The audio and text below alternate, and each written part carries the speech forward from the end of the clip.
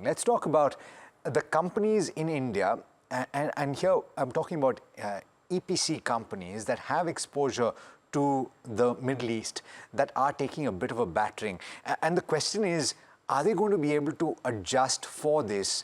Will it be a significant hit that is expected in the fourth quarter earnings itself?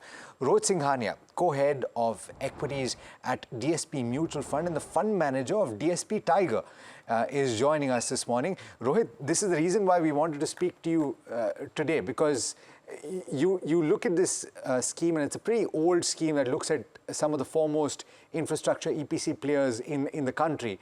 And so what is your reading on the implication of the Middle East war on financials in the fourth quarter and how that affects prices?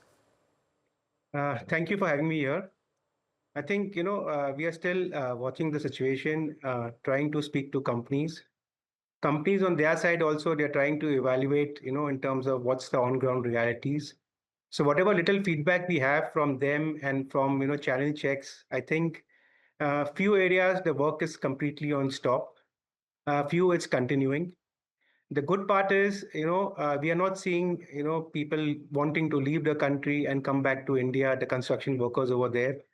So I think it's little bit time, which will let us know in terms of how the actual impact is. But to your question, I would like to add, a few years back when we had the Red Sea crisis, right? So these companies have a force majeure contract. So in case if there is a delay in execution, they don't get impacted and, work continues. So I would say it's too early to comment, but yeah, of course, the current quarter slightly would be impacted because the work would have been slowed down for whatever number of days. So that could be a near-term impact, but a longer-term impact will be known only in a few days' time. Rohit, how does good morning, Neeraj here.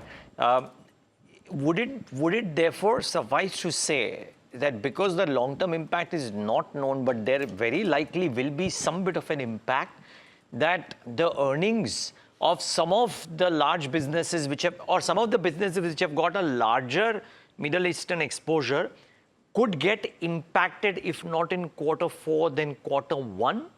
Or is it unlikely? See, Neeraj, when we look at earnings, right, as fund managers and analysts, right, we don't focus so much on the next quarter or the next 2 quarters, right? It's the long term. So yes, of course, with the event right now, the view is this quarter, and maybe if it continues for longer, the second quarter earnings would be impacted. But again, we need to go back to the history, right? When these events happen, what happens after there is stability, right? What happens to the order inflows, executions?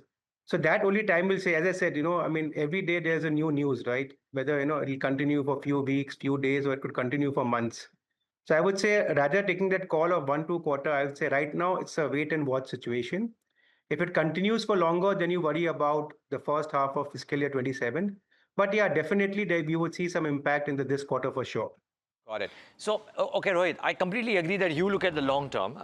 My question, though, would be that if there are earnings disappointments, maybe in quarter four, maybe in quarter one, and you are absolutely right, very difficult to fathom this unless the corporates were to talk. We are also trying to get to some of these corporates to talk, Right. but it's difficult for them also to maybe give a gauge. But let's assume that come April, come May, there is either an earnings disappointment or a commentary disappointment for quarter one.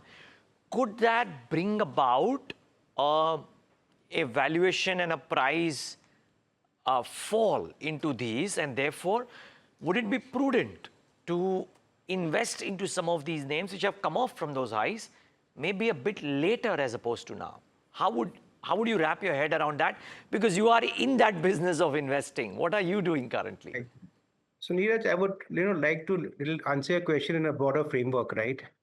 If this uncertainty or the war continues for a longer period of time, right? It is not only this space what you're talking about. It is the other space. It could be financials, it could be, other sectors also, auto, where there's a worry.